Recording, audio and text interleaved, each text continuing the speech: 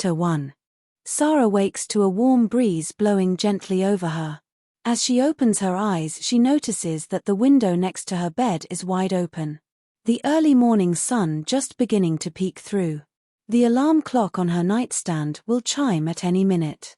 She reaches over and switches it from alarm to her favorite radio station. As she sits up, she hears someone rummaging through the hall closet outside of her room. Then comes a soft knock on her door. I am awake, mother.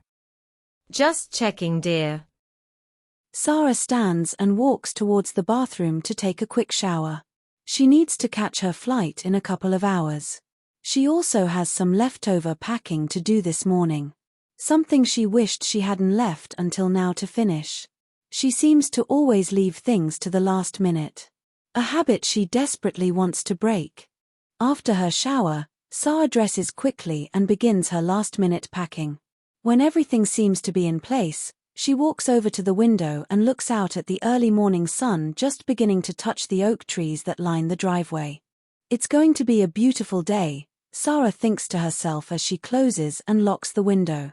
As she turns back to her suitcase for one last check, she hears her mother shout, "You're going to miss your flight, Sara. You better move a little faster. You still need to eat your breakfast." Sara opens her bedroom door. I will be right down. 5 more minutes.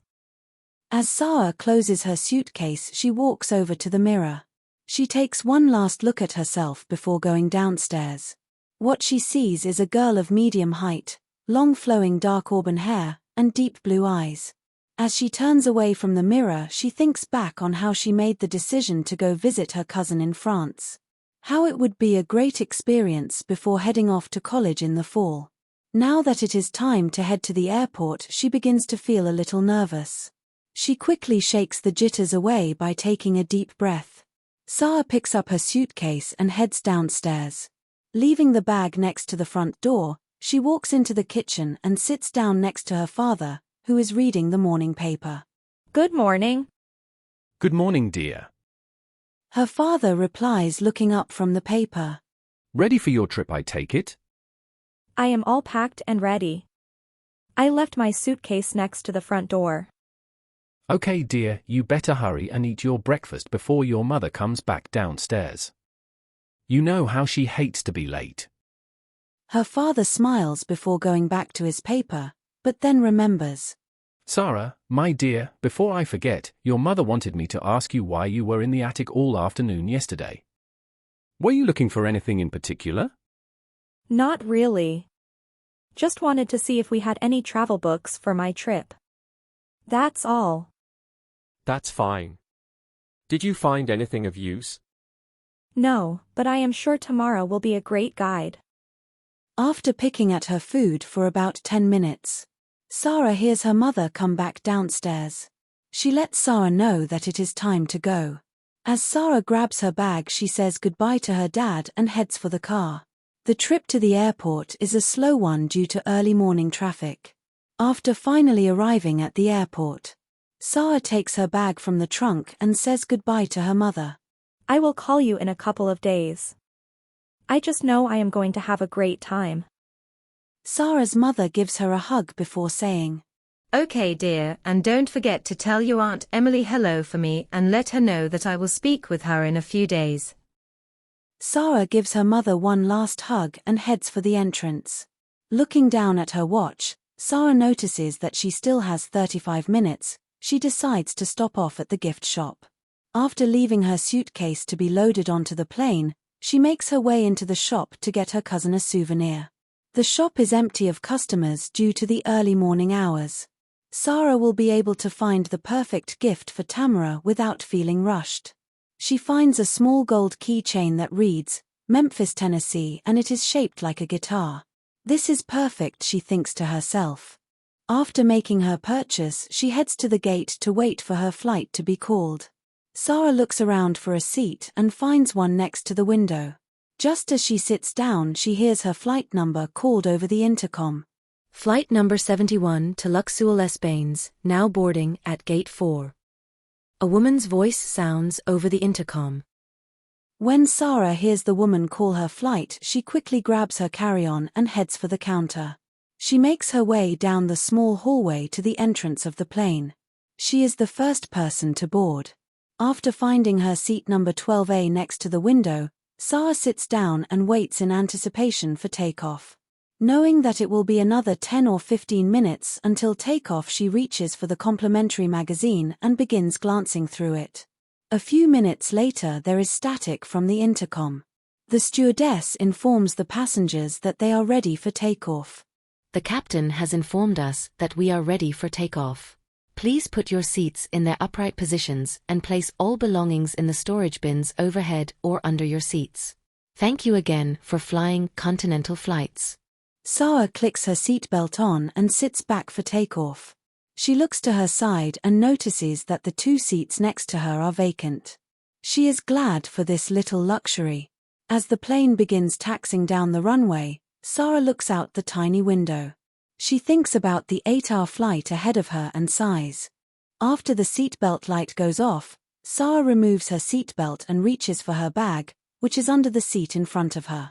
While looking for a stick of gum, she comes across the small dark blue book. It is old and worn but still in readable condition. She found it in the attic yesterday afternoon while looking for travel books for her trip to France. She had forgotten about it until now. Sara quickly pulls it out and begins looking at the beautifully designed cover. She didn't get a chance to look at it closely yesterday because it was growing dark and the lighting in the attic was poor. She just tucked it in her bag for the trip. Not knowing what to expect, Sara slowly but carefully opens the little blue book to the first page. It appears to be a journal. She begins to read. Date: April 20th, 1672. I just acquired this lovely little book for my 16th birthday as a gift from my dear mother. She thought that it proper for a young woman to write her thoughts down instead of allowing them out for all to hear. I seem to be getting in trouble with father as of late for such outbursts. Angelina Blanc. Date: April 25th, 1672. I just overheard father talking about a possible attack on the shipping port tonight. Father and a few other men are going to stand guard. This could be exciting. I think I will go down to the pier tonight and just take a peek. What could happen? Angelina Blanc. It appears to be a journal by a young woman from the 16th century, Sara thinks to herself. She continues reading. Date: April 26th, 1672. I went down to the docks last night. Nothing happened. Heard the man next to father speak of a ship that is 2 weeks away headed here to Alicudi. They believe it to be a ship of Spanish origin by the colors of the flag on the boat. Father doesn't believe there is any reason for worry. He told the man that he is expecting a shipment of fruit and silks from Spain any week now. That is probably the reason for the ship's course. We are a very small island. Why would anyone want to attack us? I am so looking forward to the new shipment of silks.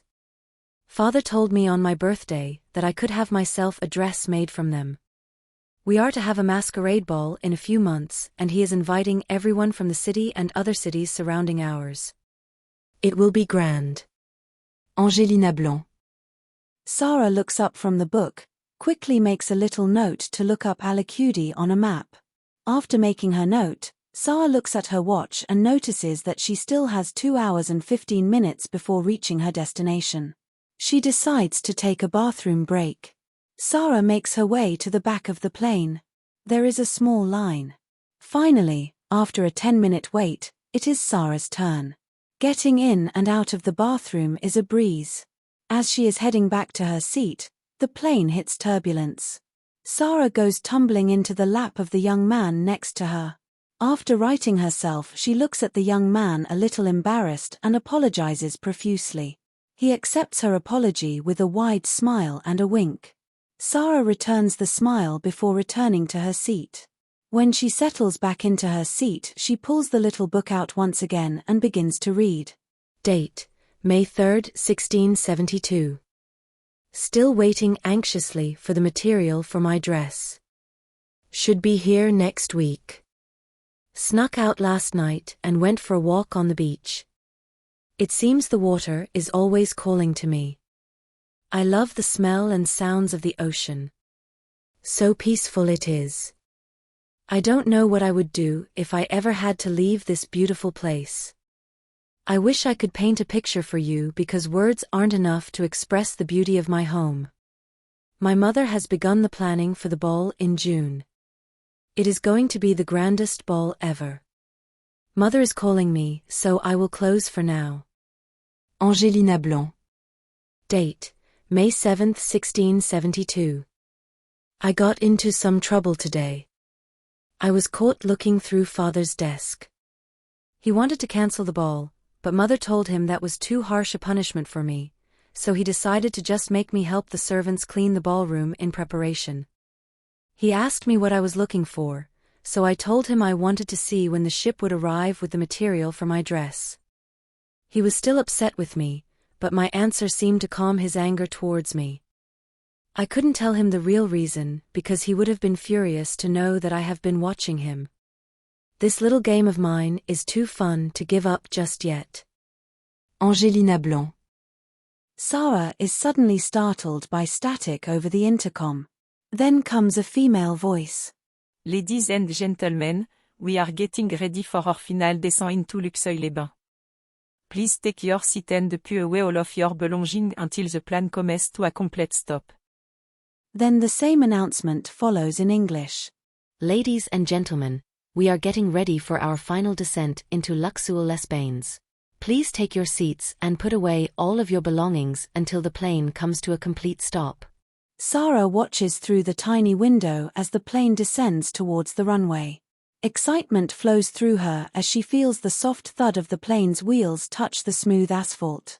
Filled with excitement, Sara hadn't noticed until now just how tired she really is until she steps off the plane. She slowly edges her way through the crowded airport. Moments later she finds her Aunt Emily and cousin Tamara standing by the beautiful marble water fountain. Her Aunt Emily is a middle-aged woman in her early 40s. Slim, with short blonde hair that curls softly onto her shoulders. Tamara on the other hand is short, petite, with long hair the color of chestnuts like her father and green eyes. When Sara approaches Emily and Tamara, she gives them both a smile and a big hug. How was your flight, dear? Aunt Emily asks. Exciting, but a bit tiring also. Well, let's pick up your luggage and head home so you can get some rest. A short time later, as they are leaving the airport, Tamara grabs Sara by the arm, pulls her to the side, and whispers softly. We need to talk, Sara. I have so much to tell you. About what, Tamara? It is about Byron, of course. We will discuss it more when we get home. Tamara says, as they climb into the back seat of the car. On the way home, Sara notices that her cousin is acting a little odd. She hasn't said a word since she mentioned Byron at the airport. That is unusual for Tamara. Sara tries not to think too much about it. As they pull into the driveway, Tamara seems a bit anxious. She can't wait for the car to stop moving. When Emily puts the car in park, Tamara grabs Sara's carry-on and jumps out even before the engine cuts off and shouts behind her. Hurry up, Sara. Meet me in my room. Emily yells as Tamara bursts through the front door. Young lady. Come back here this instant and help your cousin with her luggage. Sara lets out a little laugh as she grabs her suitcase from the trunk. It's fine. I only have the one suitcase. Okay, my dear. I do not understand why Tamara is acting this way. Let's get you inside so you can rest up before dinner. I know you must need some rest from your long flight. As they enter the house, Sara replies. Actually, I'm not as tired as I had once thought. Sara heads upstairs to Tamara's bedroom. She is all excited about the idea of exploring France with her cousin and what tomorrow will bring. This is the end of Chapter 1. Thank you for listening. Please check back soon for another chapter.